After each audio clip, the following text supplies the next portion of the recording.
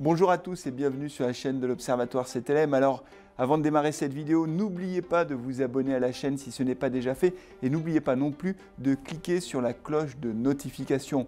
Aujourd'hui, on va parler d'inflation, on va parler de hausse des prix et on va se focaliser sur la hausse des prix alimentaires qui a été très spectaculaire au cours des 12 derniers mois. On va regarder et on va essayer de comprendre pourquoi ces prix ont fortement augmenté et puis surtout, on va essayer de voir quelles sont les perspectives d'ici la fin de l'année.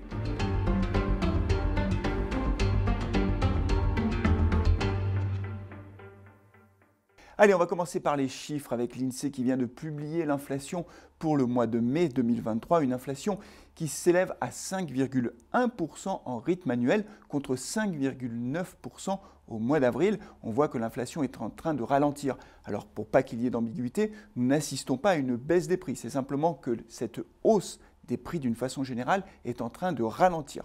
Quand on regarde la hausse des produits alimentaires, des prix alimentaires, elle est de 14,3% en rythme annuel contre 15% au mois d'avril et 15,6% au mois de mars. On voit que cette hausse est en train de ralentir, mais elle se situe toujours à un niveau très élevé. Alors comment expliquer que les prix alimentaires se situent à des niveaux toujours aussi élevés? Le premier élément, c'est que la hausse a commencé en 2022 avec la forte augmentation des prix de l'énergie qui est importante pour la production de produits alimentaires, mais aussi et surtout la hausse des produits agricoles qui, eux, ont flambé tout au long de l'année 2022. Nous avons la répercussion de ces hausses sur cette première partie de l'année parce que les négociations commerciales entre industrie agroalimentaire et distributeurs s'est réalisé jusqu'au 1er mars dernier et donc c'est maintenant que nous avons la conséquence dans les rayons des hypermarchés avec des produits qui sont à des niveaux très élevés.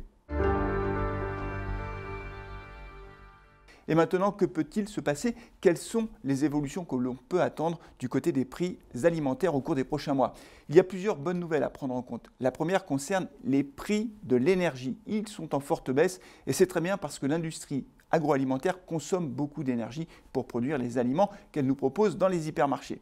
Le deuxième élément à prendre en compte, c'est la forte baisse également des matières premières agricoles. On pourrait citer l'exemple des céréales. Les prix sur un an reculent de 34%. Le deuxième exemple que l'on pourrait donner concerne les oléagineux qui permettent de produire les huiles. Là, la baisse est encore plus spectaculaire, quasiment moins 55% sur un an. Donc on le voit, les prix à la vente ont beaucoup augmenté, les prix à la production sont en train de baisser, ce qui veut dire que l'industrie agroalimentaire a des marges bien supérieures à ce qu'elles étaient avant crise. Ils ont reconstitué leurs marges et cela leur donne la possibilité de baisser les prix au cours des prochains mois. On le voit, il y a un grand nom de l'agroalimentaire qui produit des pâtes, qui a annoncé des baisses de prix dès le 1er juillet. Et donc on peut penser qu'au cours des prochains mois, les prix vont s'assagir dans les rayons des hypermarchés. Alors comment font les ménages pour s'adapter à ce contexte de forte inflation? Faut-il le rappeler, une inflation que nous n'avions pas connue à un tel niveau depuis le milieu des années 80. Eh bien, les ménages vont moins consommer tout simplement. Et là, les chiffres de l'INSEE sont clairs. Au cours du premier trimestre 2023, les dépenses de consommation en biens ont reculé de 1,7%, c'est très important. Et au mois d'avril, le recul est encore plus significatif, moins 1,8%. Quand on regarde les dépenses alimentaires, là encore, le recul est très spectaculaire, moins 1,7%, c'est historique. Nous n'avions jamais connu un tel recul sur ce poste-là. Alors comment se traduit concrètement cette baisse? En réalité, les ménages vont faire plusieurs choses. Le premier élément, c'est qu'ils vont renoncer à acheter certains produits ou ils vont moins en acheter. On peut citer l'exemple de la viande ou du poisson, on peut citer aussi l'exemple des produits frais ou encore des produits bio. Les ventes de produits bio reculent maintenant depuis plusieurs trimestres. Le deuxième élément, c'est que les ménages vont beaucoup plus faire attention au gaspillage alimentaire. Ils vont moins gaspiller de nourriture. Et ça, c'est une très bonne nouvelle puisque la lutte contre le gaspillage alimentaire est évidemment une priorité. Enfin, le dernier élément concerne la recherche du prix bas, la recherche de la promotion.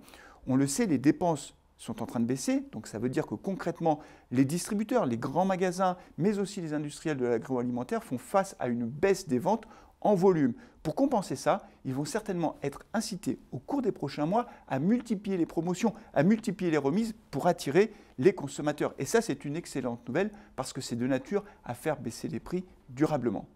Voilà, c'est tout pour aujourd'hui. Merci beaucoup d'avoir suivi cette vidéo. N'oubliez pas également de nous suivre sur les réseaux sociaux, que ce soit le compte Twitter de l'Observatoire CTLM, le compte LinkedIn ou la page Facebook. À très bientôt.